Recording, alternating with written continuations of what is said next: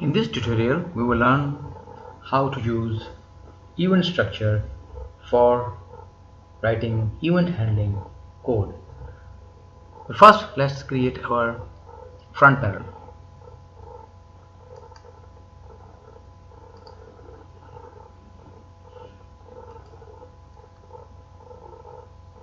Let's place a numeric control and a string control.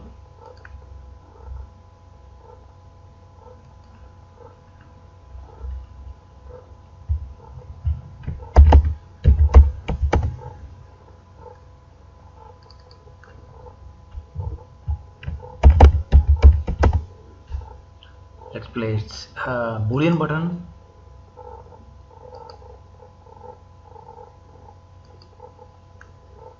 and a stop button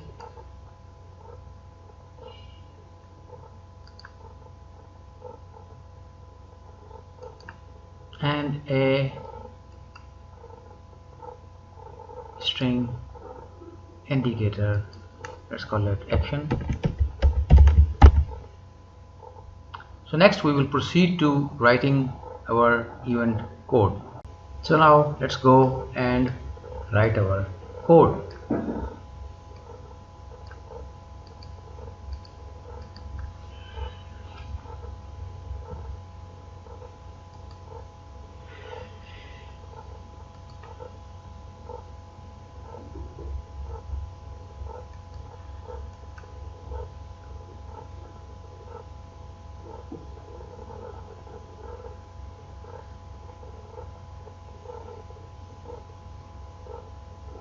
Create user event.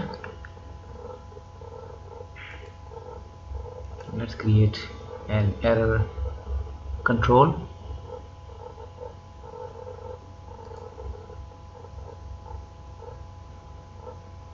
Then we will register this event.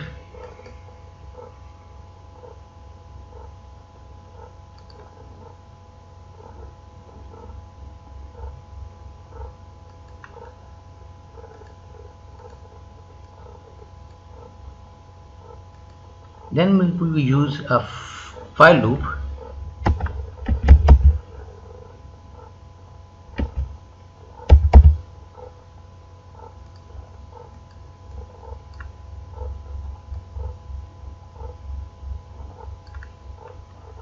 We will have two loops,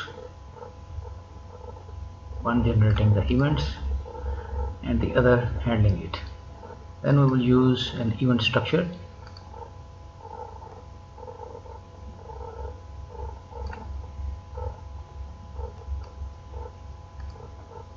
We have a delay timeout of 10,000 milliseconds.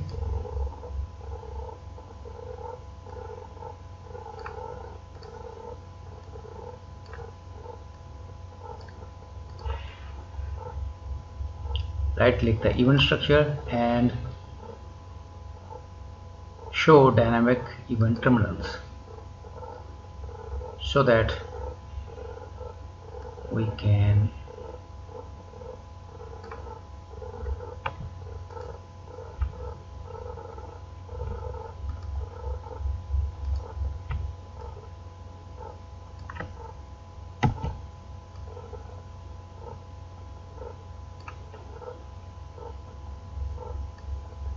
register this event. Let's connect this.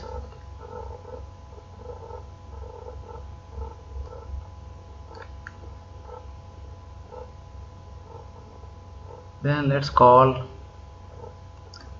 create an event, add event case for our OK button. Let's place it inside. It's a good idea to place Boolean controls inside.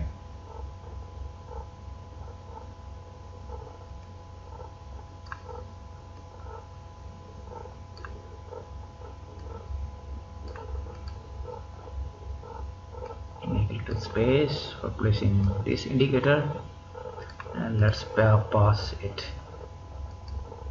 a string constant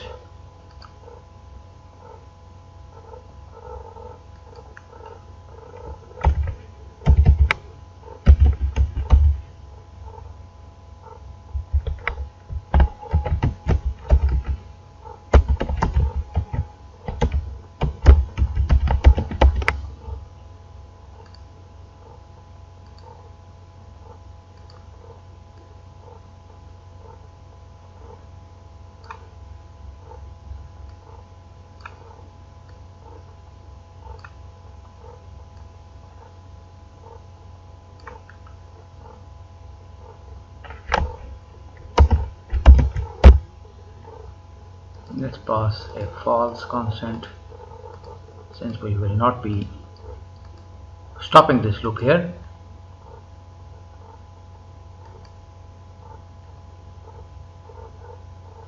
Let's unregister this event after closing the VI, and then we will be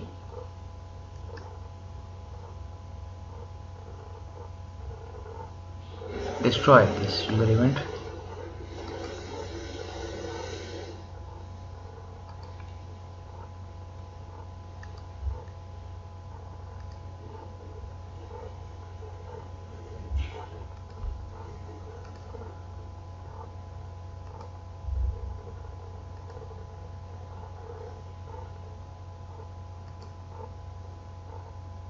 And let's place an error indicator. In the lower loop,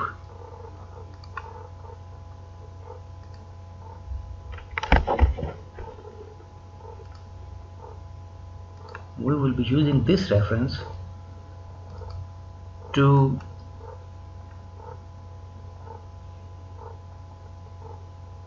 generate user event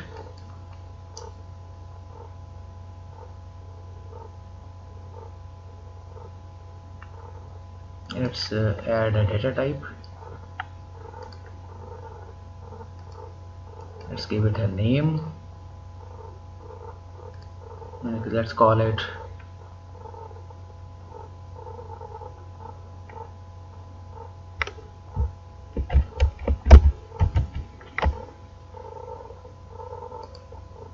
let's pass this reference. Let's create a constant. Let's add an event case, and this will be called when stop is pressed, as well as closing this loop.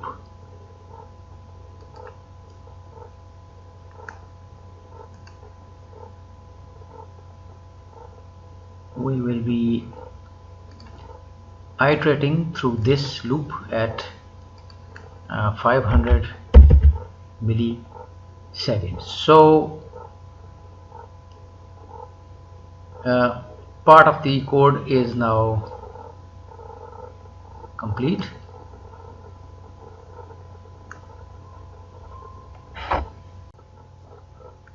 Let's change this name to stop. So we are using it to stop the upper loop. Let's write code for this numeric control. Let's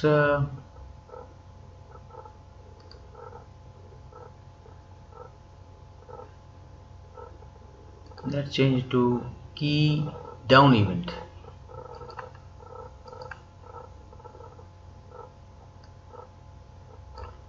We will create a constant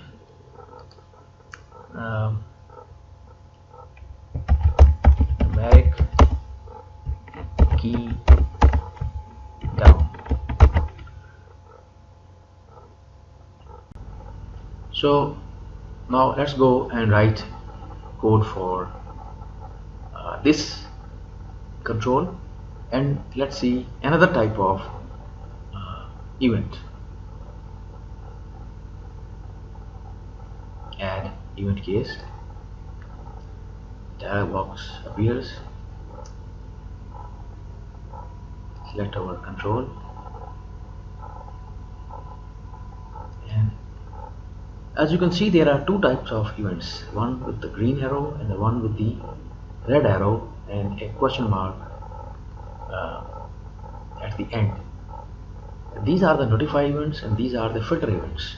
The notify events occur after the event has occurred, and we have or may not have written a code for it.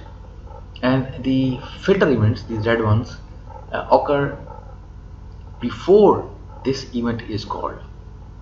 The code for this event is called. We have an opportunity to refine what happens here. For example, as we will see, that in filter events we can modify the input cluster for the notify events.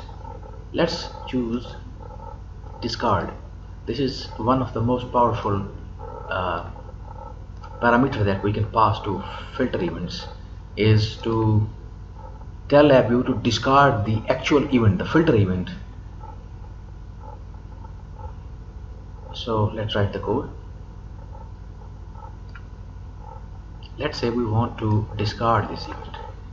So if we discard it, what will happen is that key down will not happen, and when the keyboard key is not happening, then nothing will be printed in that text box.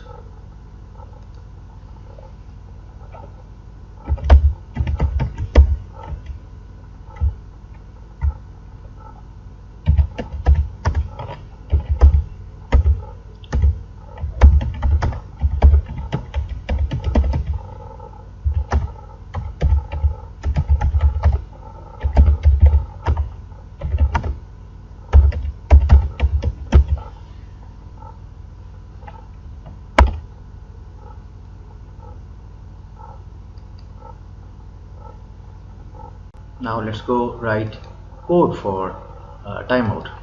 Timeout occurs when we have specified a timeout value here. By default, if we do not connect anything here, the default value is -1, which means never to timeout. In this case, we have timed out, specified a timeout value of 10,000 milliseconds, 10 seconds, which means that if for 10 seconds user doesn't perform any action on the front panel, no event occurs, then the code for timeout will run.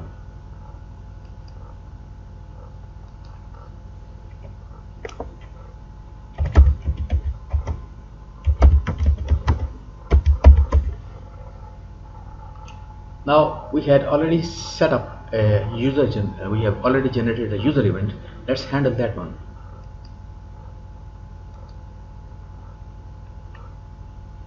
The dynamic events or user events are here. So let's select it. Okay.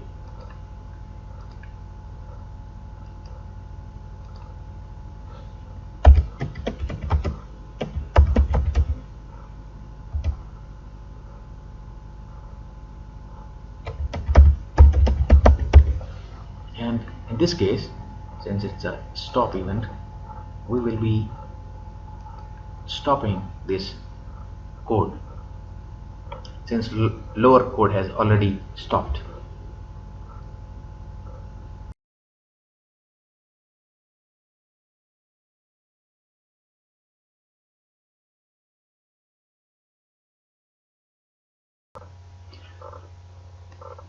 Now let's test another situation.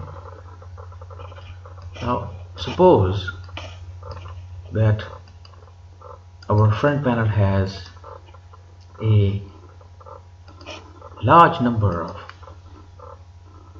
controls.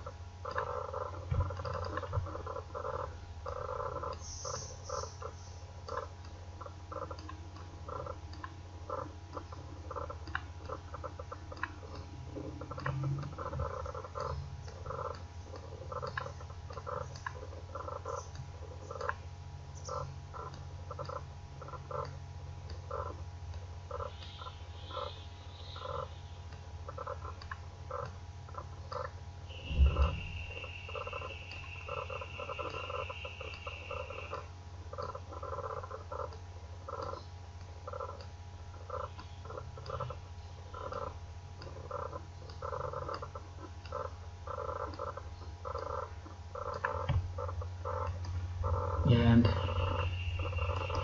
a string control indicator.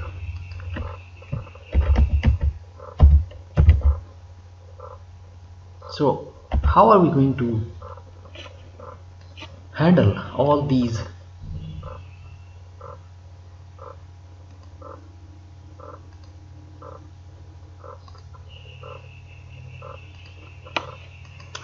buttons?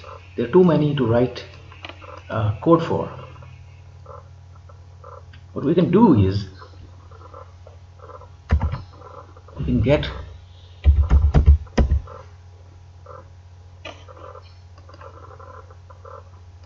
reference to this VI and then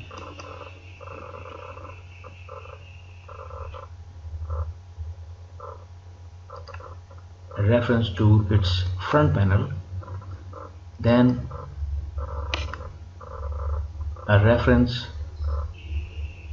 to controls present on its front panel,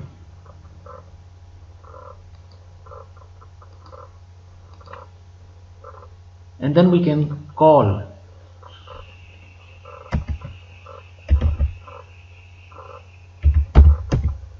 register for events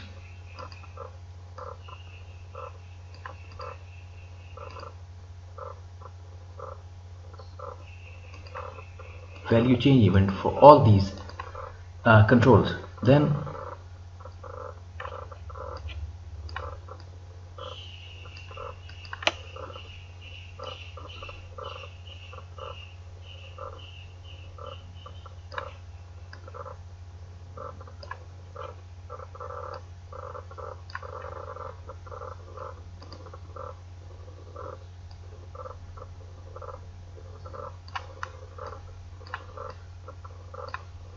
let's create a while loop and an event structure. Then let's enable show dynamic terminal, and then let's register it.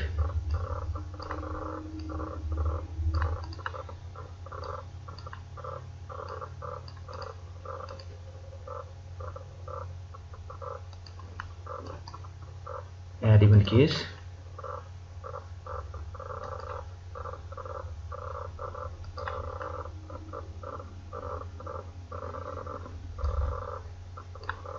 And also suppose that we want to show which control was handled, so we have the reference for the particular control that whose value has changed, so we can get its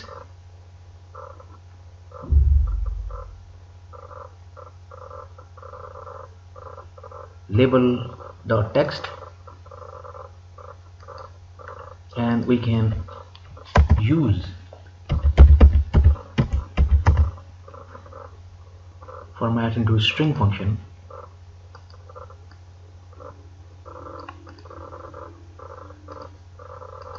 to format our string, display string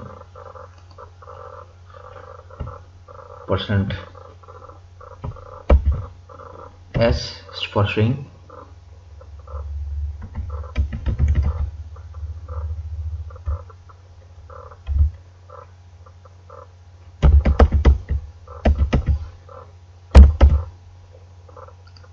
and show the result here.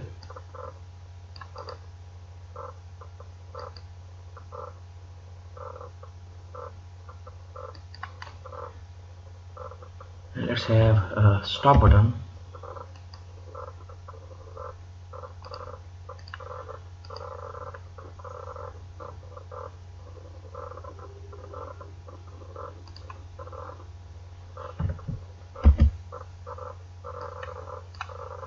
And use it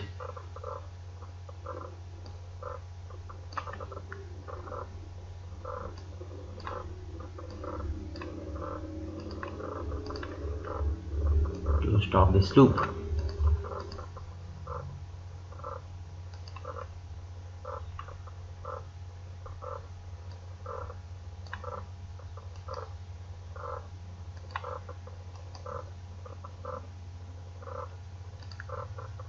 and when we are done we will unregister this event.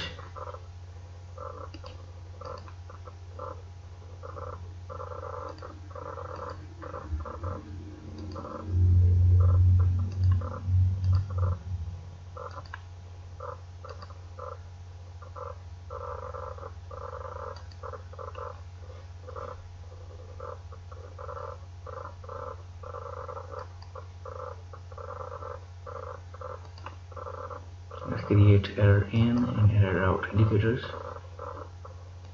and we are done with this VI.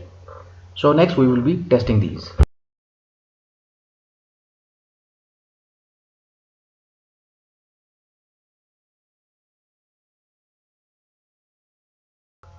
So let's test our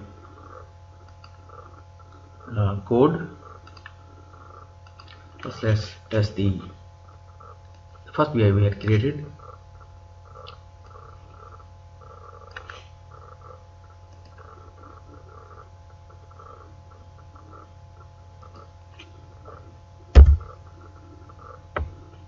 Let me just stop it and widen it a bit.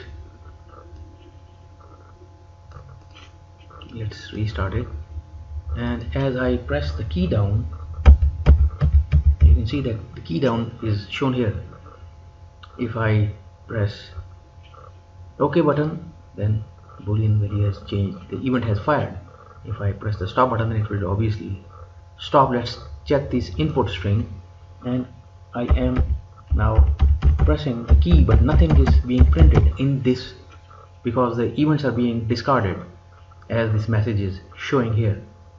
So let's stop it, and let's go to our next second VI.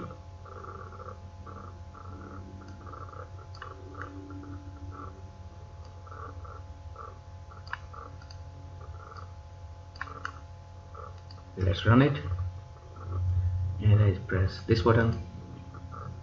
If I press this button, if I press this button, as you can see that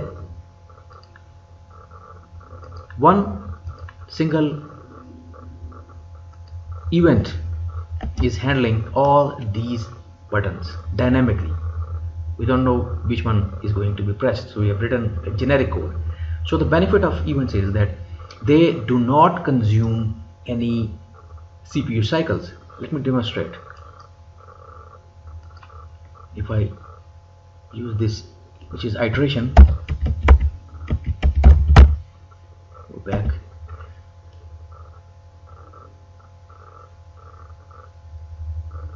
here is our iteration indicator. If I run the VI, you will see that the loop is not iterating since the events are not occurring. Once I press this button, once the loop has gone through one iteration, and it's now waiting for other events to handle. So this creates a very efficient code that does not waste any precious CPU cycles, and user does not feel that his PC is lagging while using this particular code.